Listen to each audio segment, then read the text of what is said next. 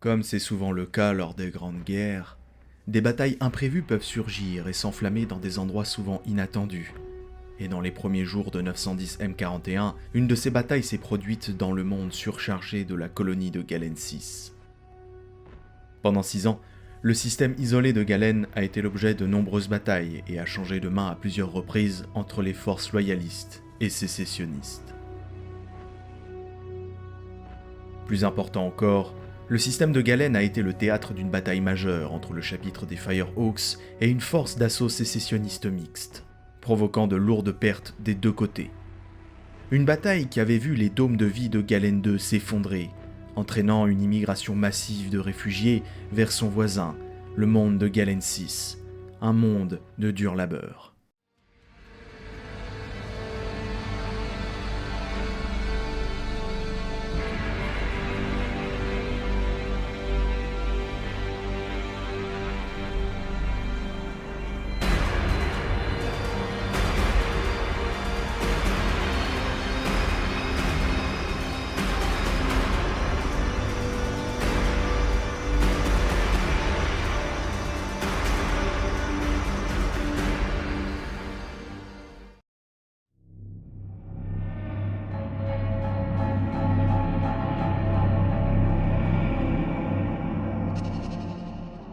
Ces tribulations n'étaient que les dernières tragédies du système de Galen qui avait été ravagé par les différents conflits majeurs du siècle précédent.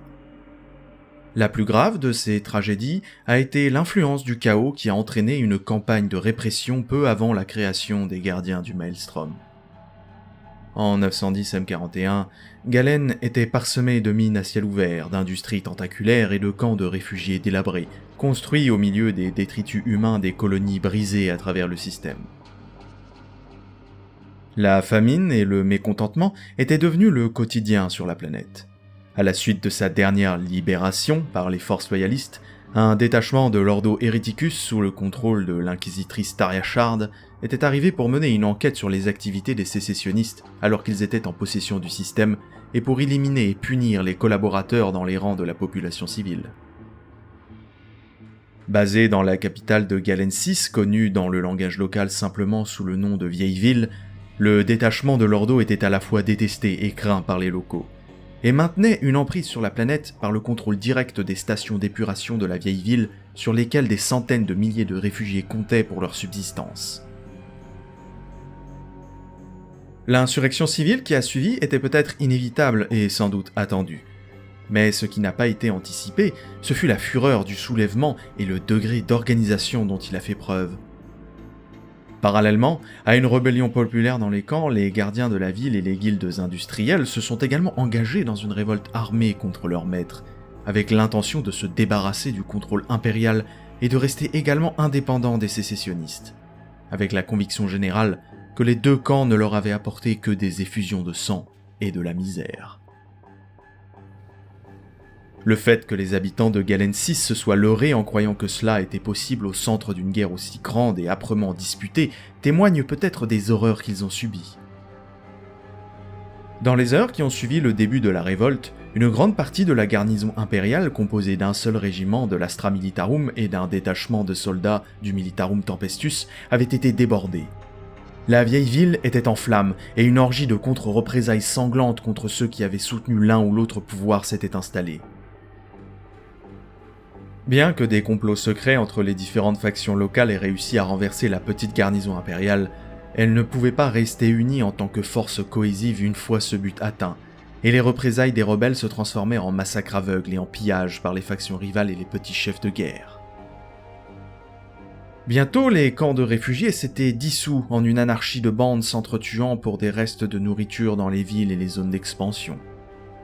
Lorsque le haut commandement loyaliste fut informé de cette perte, le légat inquisiteur Jardnaisfrein ne tarda pas à déclarer le système de Galen apostat, ayant d'abord été libéré des griffes des sécessionnistes, puis s'étant délibérément détourné de la grâce de l'empereur. Ainsi fut scellé le sort de Galen 6. Le gros des forces du chapitre loyaliste des Sons of Medusa, alors en cours de redéploiement dans les environs de Signax vers des positions avancées, ont été détournés pour imposer l'ordre à Galen 6. Ils le firent sous le commandement direct de Karab Kuln, le Magister Militum, ou commandant général des Space Marines loyalistes. Et il était accompagné par un détachement de l'Ordo Hereticus sous les ordres de l'inquisiteur Cramner, un des assistants personnels de Freyn.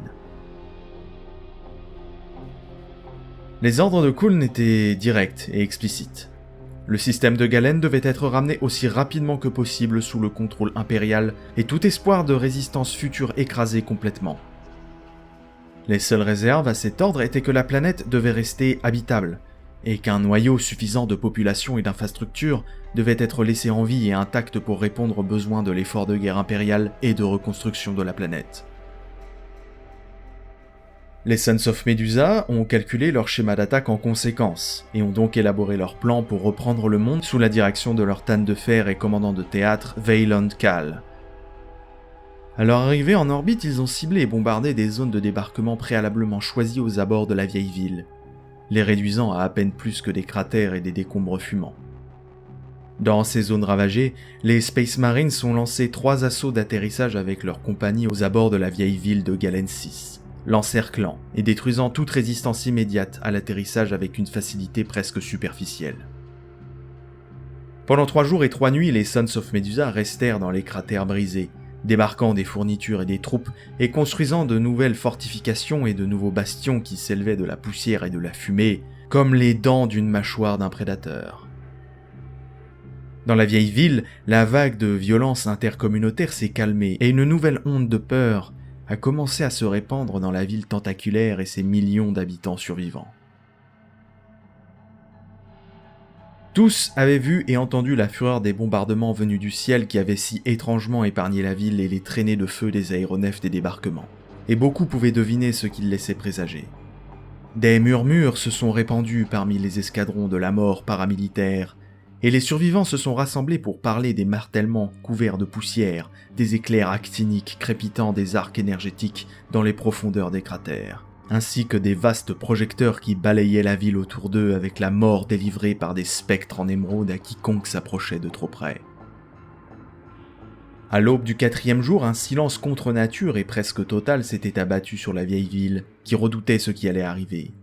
Des colonnes blindées de véhicules Rhino et Razorback, des Land Raiders tonitruants et des Dreadnoughts aux silhouettes imposantes émergèrent des nuages de poussière, tandis que les ombres des Landspeeders s'élevaient dans le ciel comme des volées de corbeaux charognards. À côté de la livrée verte des véhicules des Sons of Medusa se trouvait le cramoisi de l'Inquisition. De leurs chimères et répressors, ils ont exigé la reddition immédiate de toute la population de Galen 6 pour un jugement expéditif.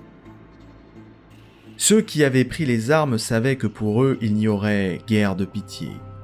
Certains se sont suicidés pour éviter la colère de l'empereur avant d'être impitoyablement détruits par les Sons of Medusa dans une bataille ouverte, tandis que d'autres se sont réfugiés dans des positions défensives préparées à la hâte ou ont cherché à se cacher ou à fuir la ville.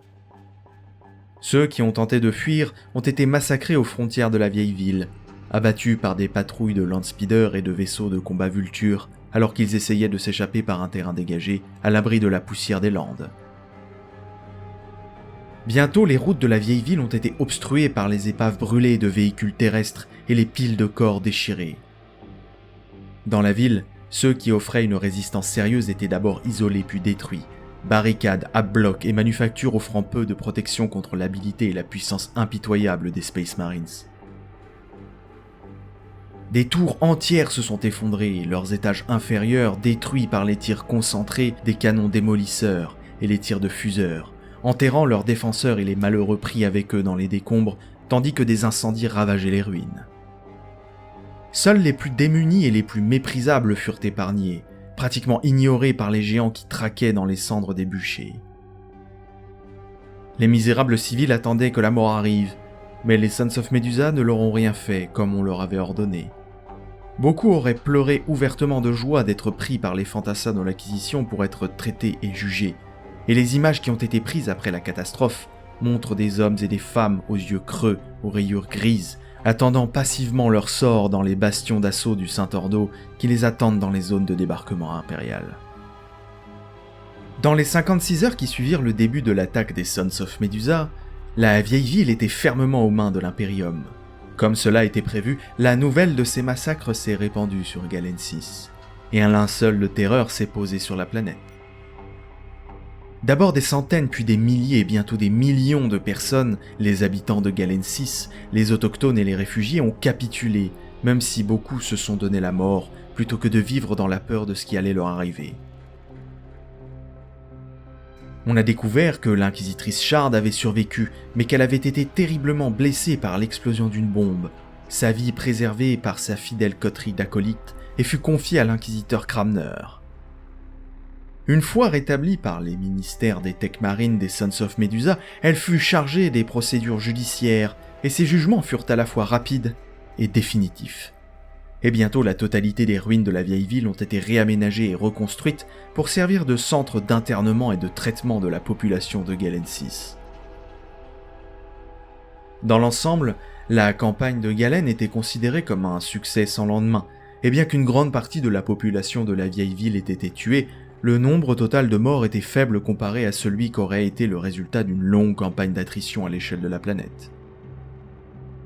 Alors que les pires éléments récidivistes et hérétiques trouvés sur la planète ont été livrés au bûcher, l'Ordo Hereticus a été miséricordieux et a contraint la majorité de la population de la planète à une vie de servitude pénale pour payer leurs crimes et leurs transgressions.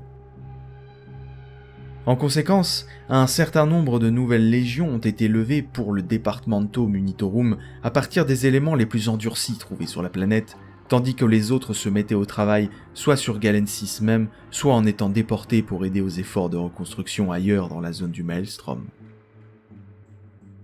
Les Sons of Medusa quittèrent bientôt Galen 6, laissant un monde carcéral dont les habitants paieraient bientôt leurs crimes contre l'Imperium, et cela pour les dizaines de générations à venir.